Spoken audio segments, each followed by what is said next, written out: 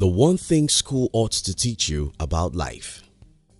About 12 years ago, I was reading a book titled The Magic of Thinking Big by David J. Schwartz. Just like any other book you read, it's only 1 or 2 points in the entire book that will stay with you for long. What actually stayed with me in this book is a statement that goes like, we humans are scientists and the laboratory we are working on is other humans. The author went on to explain how almost everything in our lives is determined by how much we are able to deal with other humans. I stopped reading the book and angrily asked myself, if human relationship is this important, why is no one teaching us how to do it? Why are the schools not teaching us how to relate, deal, and get along with others? In this video, I'll share with you the one thing school ought to teach you about life.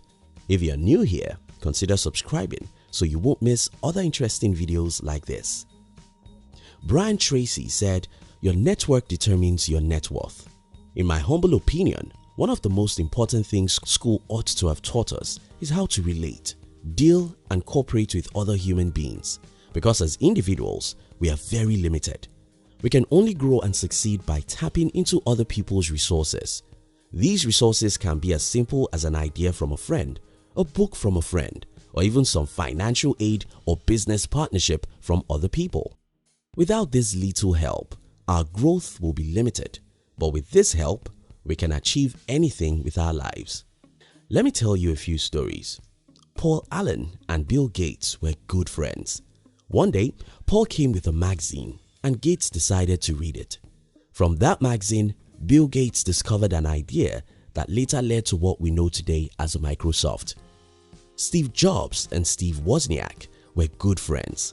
Wozniak was a great guy when it comes to creating products, while Jobs was a great marketing guy. Together, they built a company we all know today as Apple Incorporated. After I've been in the business world for more than 6 years, I became friends with a man who would later become the most valuable instrument to my business growth. I was able to learn from him what later helped me to transform my business. Tell me anyone who succeeds all by himself. No one. And that's why more than anything, you must learn how to connect with other human beings. You must learn how to cooperate, build a team, form partnership, and others. All my adult life has been about connecting with meaningful people, learning from them, partnering with some, get investment with others. This is what I can tell you makes me grow. Now tell me, who do you have in your life? What's the quality of your network? How much growth do you derive from people around you? Who do you partner with? Who do you brainstorm with? It's all about people, my dear.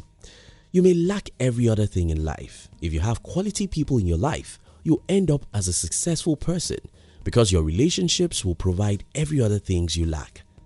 But why is it so important to learn how to connect with other meaningful people? 1. Great people push you to become better. We are not independent people as we love to think. Instead, we are a total sum of the people we meet every day. For example, a friend once told me that he wanted to read 100 books in about 4 months. I did not sleep that night. Why?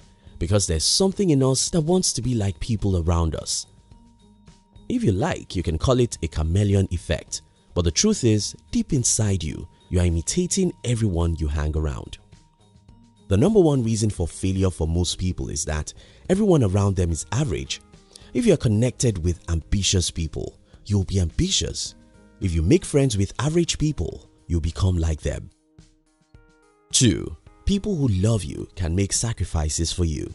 Now, I've seen friends doing for me what my family members could not do. When people like you because you've connected with them, they can do anything to help you in your journey of life. Believe me, you can't travel this rough road all by yourself. 3. Someone is throwing away now what you need. Life is complex. There are things others have but will never need. Yet, those are what you need to start that business or grow to the next level or even win that contract. This can be information, books, or some physical items. For instance, I have a blog and I do some internet marketing. Being who I am, I hate anything technical. If any math is more than addition or subtraction, I hate it. and my business relies on many technical stuff. How do I handle this? Simple. I have friends I can call 11 p.m. to ask questions or even ask them to do something for me. That makes my life a lot easier and I can progress 100 times faster than I had ever tried to go all by myself.